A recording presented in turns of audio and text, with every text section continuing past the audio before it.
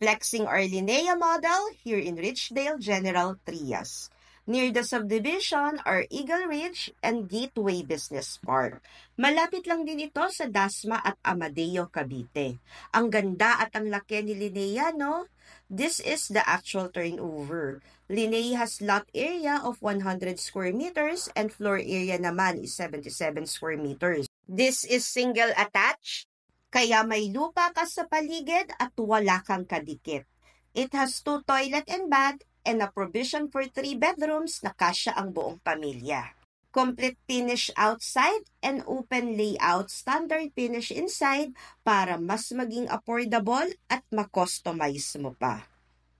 Richdale is a pre-selling project of Axia Development Corporation, Pag-ibig most trusted and amongst top developer. Kaya worry-free ka dahil sure na matatayo ang bahay mo. Selling like pancake nga pala itong si Linnea dahil value for money na ay hulugan pa. For as low as 15,000 reservation, go for the big house ka na. Monthly down payment is 15,000 and monthly amortization naman is 20,000 plus. Linnea is ideal for starter or growing families na gustong mag-upgrade ng kanilang livable space dahil masikip na at lumalaki na ang mga babies. Bagay din ito sa ating mga kababayang OFW na gustong magpundar sa Pilipinas para sa kanilang vacation house, retirement house, or simply investment. Richdale is just 1 hour drive to airport and 27 minutes naman to Tagaytay via Calax. Tara, pasok tayo. Wow! Ang laki ng floor area ni Linnea. Ang ganda ng location ng stairs. Naka-sliding window at naka-sliding glass door pa. High ceiling and you can just imagine kung anong magagawa mo dito sa space na ganito kalawak. In here is the provision for the kitchen. And sa likod, we have lot space for your service area or your garden area. Meron din tayo ditong mini sink sa likod. And look at that.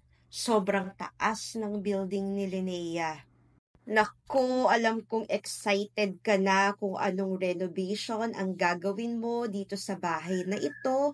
Pwedeng-pwede kang mag-extend or mag-expand sa area na to or pwedeng-pwede ka ring maglanay or mini garden. If you will compare this house sa ibang subdivision, this is massive sa height, sa space. Compared to ordinary, pwede ka din dito magdaan sa sliding door na yan.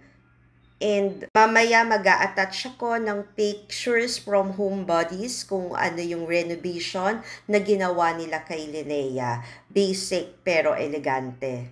Siya nga pala, kung bago ka pa lang sa channel na ito, I'm Sheila Beronilla, your friendly real estate broker. My blog is all about buying and selling of real property investment and anything in between. Kaya kung gusto mo ng ganitong content, please don't forget to like, subscribe, and hit that notification bell para lagi kang updated. Thank you! Pa-support na din po by clicking the like button. Baka naman.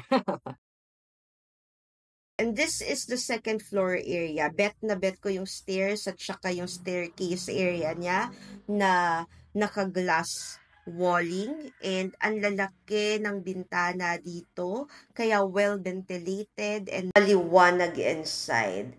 Unti-unti, pwedeng-pwede ka namang magpa-improve, magpa-renovate. And this is the second floor area. You can customize with your own design. Katulad po nito, credit to the owners. Maraming salamat at isa kang malaking inspirasyon. Kung nagustuhan mo si Linnea pero hindi kaya ng iyong budget, do not worry dahil meron tayo ditong mas maliit na Linnea at meron din tayong townhouses. So for viewing and reservation, please direct messages at FB Messenger Sheila Medina Beronilla or contact us at Smart Viber 0908-893-4078. Thank you for watching and keep safe always. Bye!